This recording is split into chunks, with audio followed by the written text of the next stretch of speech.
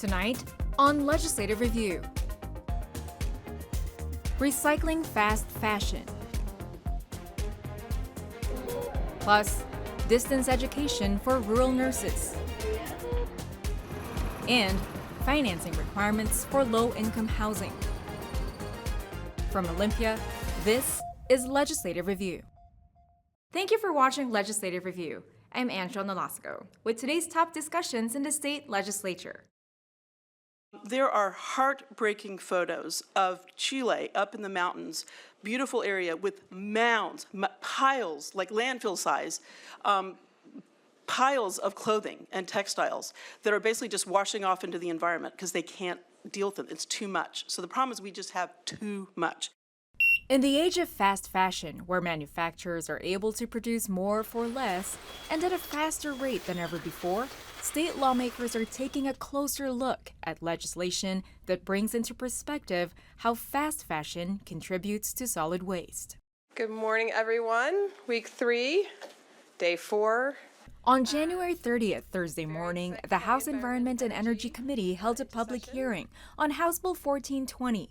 Legislation proposing that textile and apparel manufacturers fund a so-called PRO, or Producer Responsibility Organization, that would create a program to handle the post-consumption of used textile products, such as clothing, beddings, fabric handbags, and footwear, among others.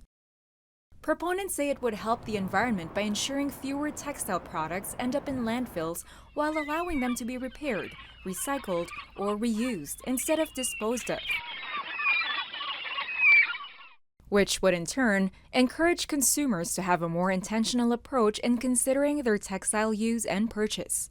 Democratic Representative Christine Reeves, who sponsored the bill, said that when secondhand clothing stores don't have the capacity to take in any more donations, they end up turning them away.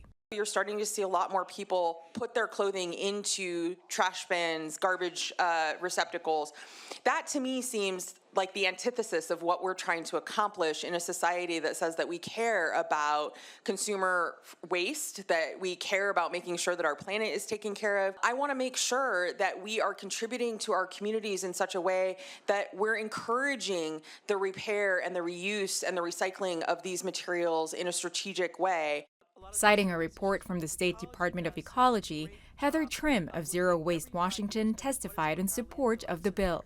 In Washington, right now, in their most recent report, 188,000 tons of textiles and apparel are going to our landfill and incinerator, and 14,000 shoes, purses, and belts. This is a lot. And that company, that nonprofit that we can't mention, can only put about 30% of what they receive on the floor to sell. The rest of it either gets bailed up and sent to other countries, pennies on the dollar, is recycled, or goes 5% roughly goes to the landfill. Trim also said that the profit that secondhand stores make isn't enough to cover the cost of exporting leftover items to third world countries.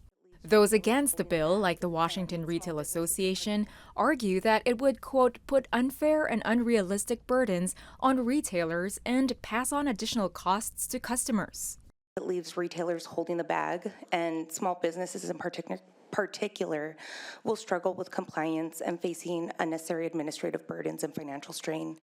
During the hearing, the bill was also opposed by the Association of Washington Business and the Northwest Grocery Retail Association. When rural hospitals and clinics can't find enough nurses, entire communities suffer. From the House, we moved to the Senate, where a push to increase nurses in rural areas was up for discussion at a Senate committee hearing.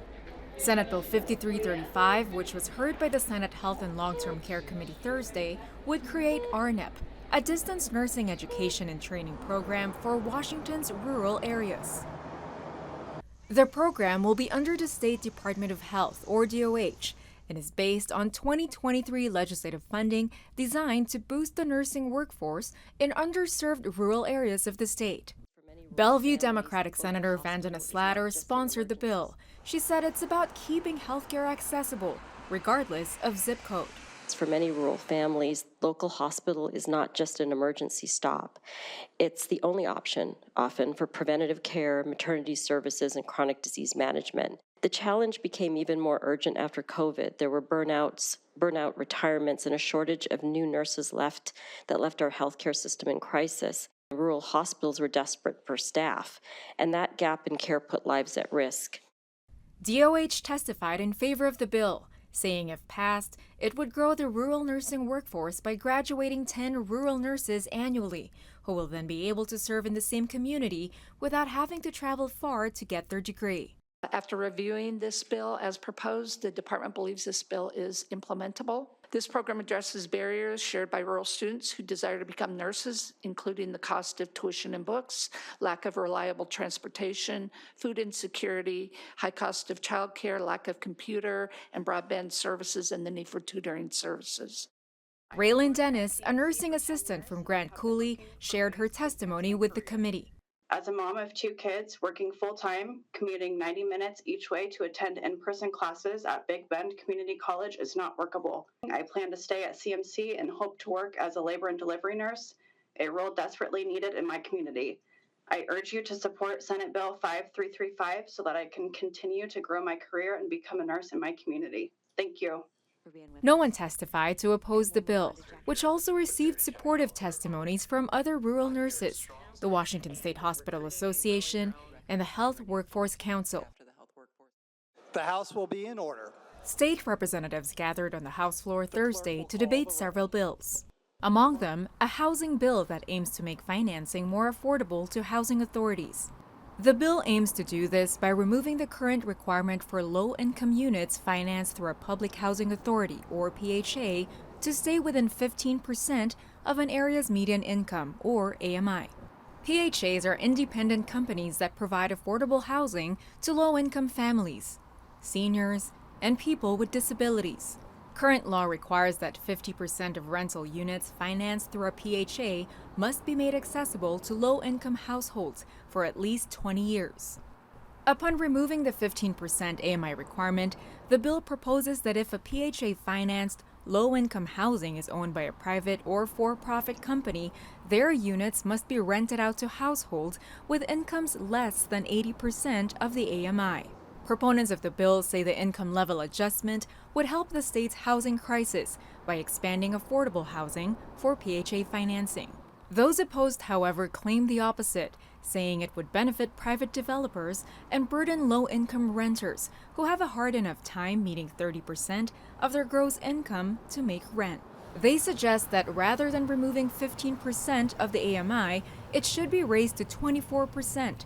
To ensure that rent increases do not go beyond 30% of a household's gross income. Democratic Prime Sponsor Amy Wallen spoke on her bill during final passage.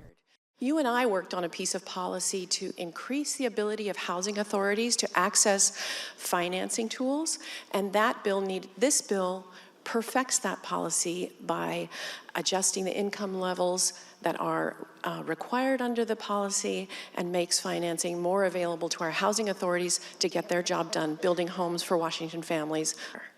As you know, we need to produce 1 million homes in the next 20 years to deal with our projected growth. And that means public-private partnerships are required. Despite the bill having pushback, it received bipartisan support on the House floor. Speaking in favor, Republican Representative Sam Lowe. We are in a housing crisis. Rules and regulations have made it difficult to provide housing. This is an option that can help us get affordable housing, so I'm urging a yes vote today. The Speaker is about to start the roll call machine. The Speaker has started the roll call machine. The House took a floor vote. The clerk will take the record. Mr. Speaker, there are 96 yeas, 0 nays, 2 excused. Having received a constitutional majority, House Bill 1075 is declared passed. House Bill 1075 passed unanimously. It now heads to the Senate for further review.